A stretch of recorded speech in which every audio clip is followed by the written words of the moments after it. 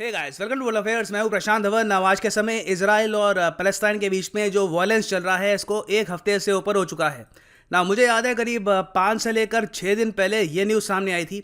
Fox news ने इसको cover किया था कि पाकिस्तान में इस तरीके से यूएस का झंडा, इजराइल का झंडा, इंडिया का झंडा और आई थिंक पीछे फ्रांस का भी, हाँ फ्रांस का जो झंडा है, इन कंट्री के जो फ्लैग्स हैं इनको यहाँ पर ये लोग जला रहे हैं, डिसरिस्पेक्ट कर रहे हैं ना। अमेरिकन ये दृश्य देखकर काफ़ी हद तक कन्फ्यूज हो गए कि अमेरिका का झंडा ये लोग क्यों जलाएंगे, क्योंकि जो बाइडन तो काफ़ी हद तक प्रो पैलेस्टाइन माने जाते हैं। मगर अब यहाँ पे अमेरिकन को भी कुछ हद तक समझ में आ रहा होगा कि पाकिस्तानीज आज के समय अमेरिकन पर भी क्यों इतना गुस्सा है।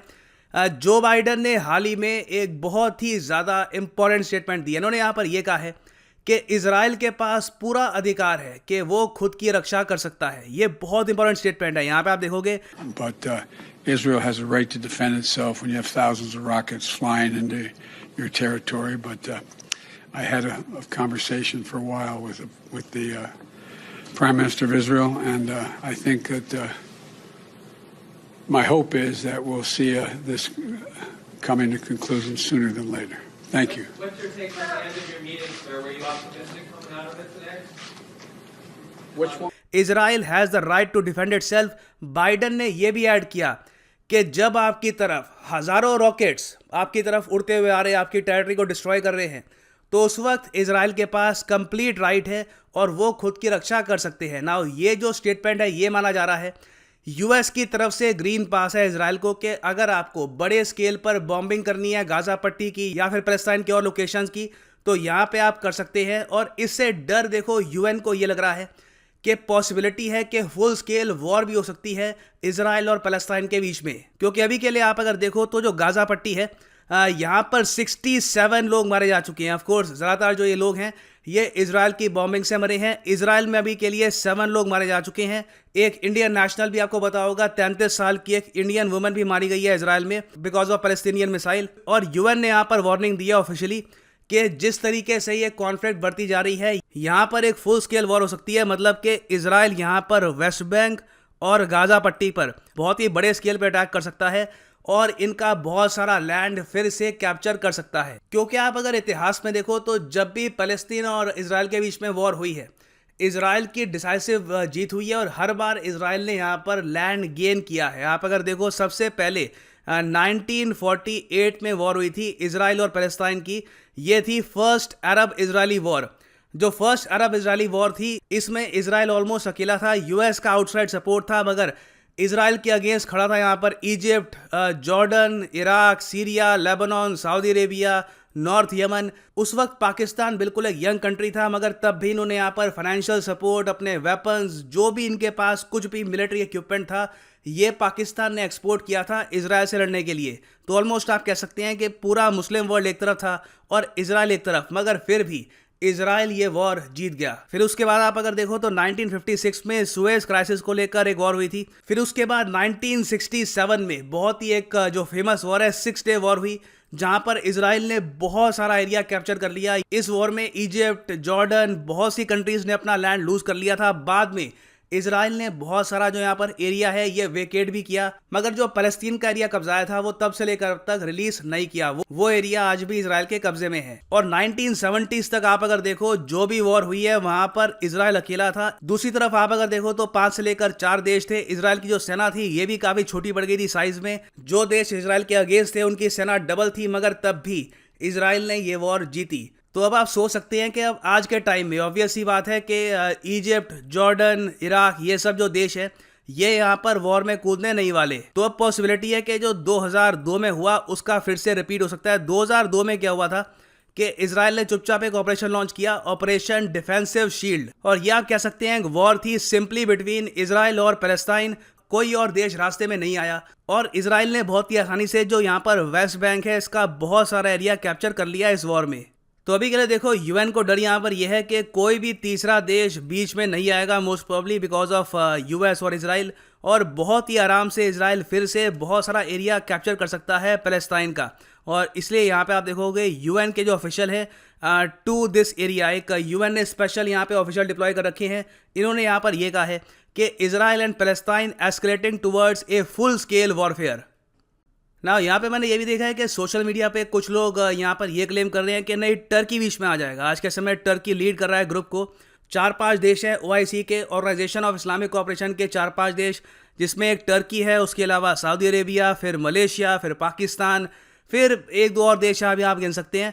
ये सब जो देश हैं ये प्रेशर डालेंगे इसराइल पे कि आप यहाँ पे फ़लस्तीन पे अटैक ना करें। देखिए मैं आपको ये बता दूँ, टर्की अगर कल को वॉर होती भी है, अभी भी जो कॉन्फ्लिक्ट चल रही है इससे टर्की काफ़ी दूर है, कल को अगर वॉर होती भी है तो टर्की किसी भी कॉन्फ्लिक्ट में नहीं कूदेगा। देखो टर्की अपने आप पे OIC का सबसे बड़ा हिपोक्रेट कंट्री है। एक बार को आप अगर देखो तो पाकिस्तान, सऊदी अरेबिया, मलेशिया, ये सब कंट्रीज जो कहती हैं अपनी पॉलिसी में वो करती है। टर्की एक ऐसा देश है जो एक बार को वर्बल सपोर्ट दे देगा कि हमें इकट्ठा होना चाहिए, हमें फ़लस्तीन को सपोर्ट करना चाहिए, इसराइल के खिलाफ ये बोलेंगे। मगर टर्की एक ऐसा देश है जो इसराइल के साथ रिलेशन रखता है। टर्की एक्चुअली पहला मुस्लिम मेजॉरिटी कंट्री था जिसने इसराइल के साथ फुल फ्लेजेड रिलेशंस एस्टैब्लिश किए थे। और आज भी आप अगर देखो तो सऊदी अरेबिया, पाकिस्तान, मलेशिया, ये सब देश इसराइल के साथ ट्रेड नहीं करते, वेराज इसराइल के काफ़ी स्ट्रॉन्ग रिलेशंस हैं विद टर्की।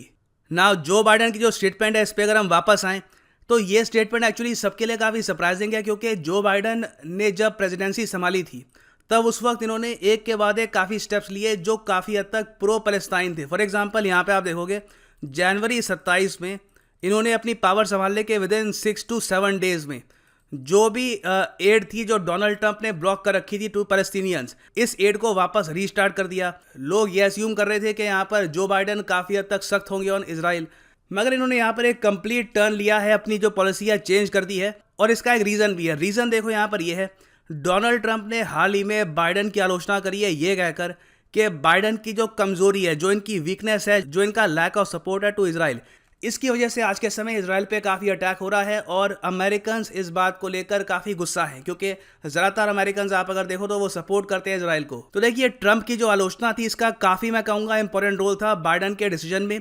जब से ट्रंप ने इनकी आलोचना करी है, बाइडन ने फिर यहाँ पे ओपनली कहा है कि मैं सपोर्ट करता हूँ इसराइल को और इनके पास पूरा हक है खुद को डिफेंड करने का। हालांकि इन्होंने ये भी ऐड किया कि मैं चाहूँगा कि जो भी कॉन्फ्लिक्ट अभी चल रही है बिटवीन इसराइल एंड पैलेस्टाइन, ये जल्द से जल्द ख़त्म भी हो जाए। मगर क्वेश्चन यहाँ पर यह आता है कि क्या जेन्युइनली यहाँ पे जो कॉन्फ्लिक्ट है बिटवीन इसराइल एंड पैलेस्टाइन ये ख़त्म होगी? देखिए नेतन्याहू ऑलरेडी कह चुके हैं कि इनका लॉन्ग टर्म प्लान ये है कि बहुत ही जल्द ये जो सारा एरिया यहाँ पे आप देख रहे हो ये इसराइल कब्जा ले। ये चाहते हैं कि जॉर्डन का बहुत सारा एरिया, पैलेस्टाइन का बहुत सारा एरिया, ये सब होगा बहुत ही जल्द इसराइल के अंडर। तो पॉसिबिलिटी है यहाँ पे कि एक वॉर का बहाना लेकर ये लोग बहुत सारा एरिया कब्जा सकते हैं। और इसराइल का एक्चुअली जो लॉन्ग टर्म प्लान आप अगर देखो, जो कभी कभी इनके जो आर्मी जनरल है इन्होंने रिवील किया है, ये है ग्रेटर इसराइल का। हालांकि इसको भी बहुत टाइम लगेगा, मगर माना जाता है कि इसराइल का लॉन्ग टर्म गोल यहाँ पर यह है कि एक दिन ये साइज हो यहाँ पर इसराइल का एज ए कंट्री।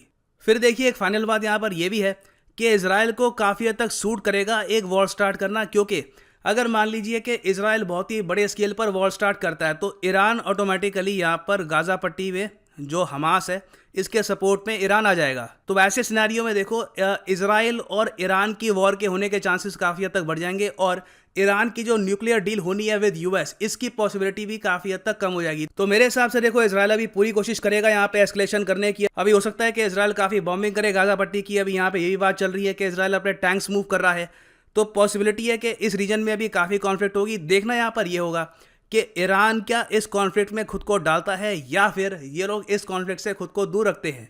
और फाइनली यहाँ पर मैं ऐड कर दूं कि आप किसी भी एग्जाम के लिए प्रिपेयर कर रहे हैं, चाहे एसएससी, यूपीएससी, बैंक, रेलवेज, आप परचेज कर सकते हैं अनअकैडमी के क्वालिटी कोर्सेज। सिंपली जाओ अनअकैडमी की वेबसाइट पे unacademy.com और यहाँ पे चूज़ करो अपना exam. For example UPSC, get subscription और यहाँ पे आप परचेज कर सकते हैं प्लस या आइकॉनिक कोर्स। जो प्लस कोर्स है 12 मंथ्स का आपको पड़ेगा 4125 का, मगर ये प्राइस कभी भी पे मत कर देना। यूज़ करिए यहाँ पर कोड PD10 और आपको मिलेगा सीधा 10% discount on all the courses. So use the code PD10 and save money. इसी नोट के साथ ये है वीडियो का अंत। Thank you for listening and as always God bless you all.